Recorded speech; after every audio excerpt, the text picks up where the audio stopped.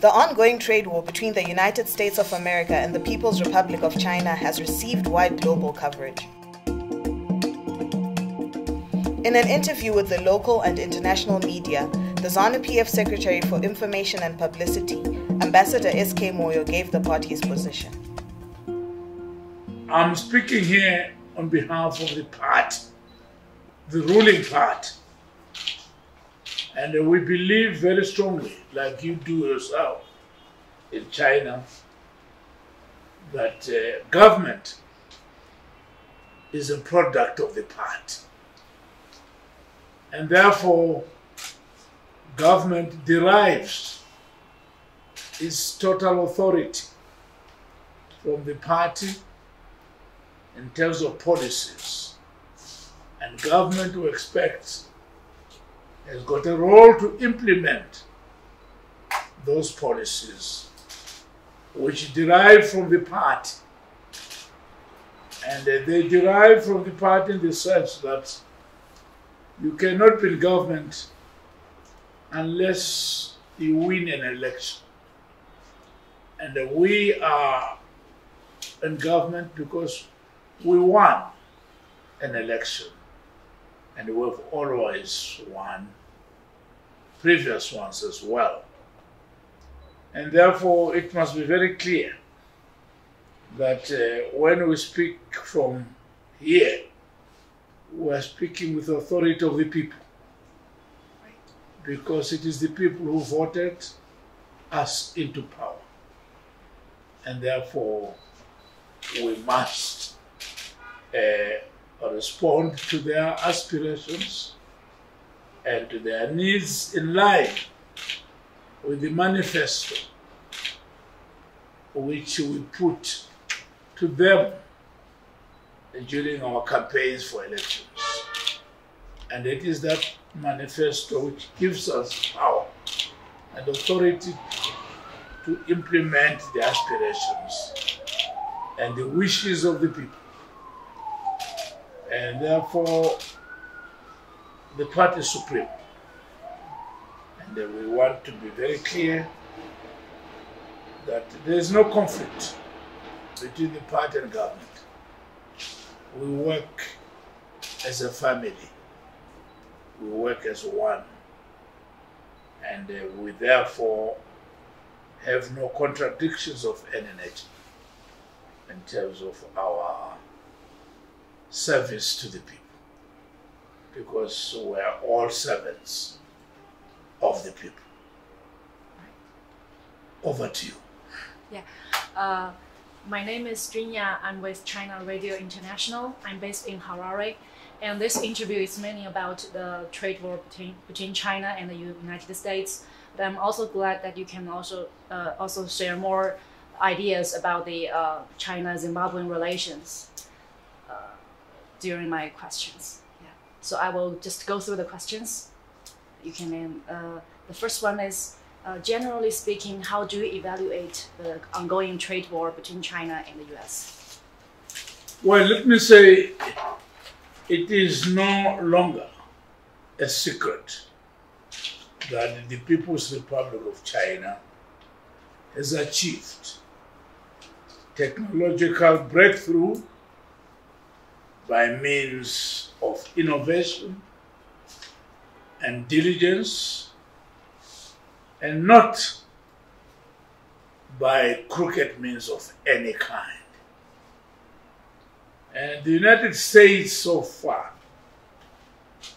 has been using the advancement of China, particularly in relation to the issue of intellectual property theft and forced technology transfer to initiate the trade war between or against China. And therefore we are very cognizant of the fact that because of this technological breakthrough by the People's Republic of China, certainly the United States is not very comfortable with this advancement. We are also aware that China is now the second largest economy in the world. And we are also confident that in a few years to come, China may be the first, really number one, in terms of progress and indeed in terms of the economy throughout the world. And that does not obviously please other people, and they will always try to introduce measures which stall such progress. But we are quite confident that knowing the People's Republic of China and the Chinese resilience and focus, they will definitely succeed, because this trade war is totally unjustified, and we feel as ZANU PF that it is absolutely unnecessary. Right. Over the past year or so, China and the U.S. have held many consultations about their trade issues, but it's all of them. I should say they suffered setbacks. So why do you think they broke down? And do you have any suggestions to make the two sides back to the negotiating table? Well, we are aware that the United States of America has backtracked on its commitments, particularly in reference to consultations, which have happened 3 times with the People's Republic of China. That was in March, I think, 2018. We also had another one in May 2018, and we had also another one in May 2019. Now, this is a very crucial consultation, and the United States, to our amazement, has persisted with exorbitant demands, maintaining additional tariffs and not imposing really a lot of friction between the two countries. The United States has insisted on including mandatory requirements concerning China's sovereign affairs in the deal. And really, this is not correct, because each state is sovereign in its own right, and thus only serves to delay the resolution of the remaining differences. And we also are aware that the US has unfairly accused China of backtracking on its position, attempting to shift the blame for the so far conclusive talks onto China, and looking for an excuse to impose more tariffs. And we think this is unfair. Could you give your personal suggestions to bring the two sides back to the negotiating table, like how to end the trade war? Well, indeed, the two parties should continue with the negotiations whilst respecting their initial agreements so far made. We must at all times recognize the fact that each country is sovereign and deserves utmost respect. And we want to encourage the People's Republic of China and of course the United States to continue with these consultations and dialogue on a fair basis. On a fair basis. So we are hoping that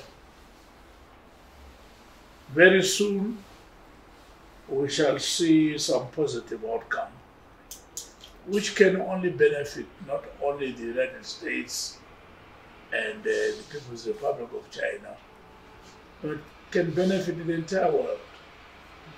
And this is what we're looking forward to.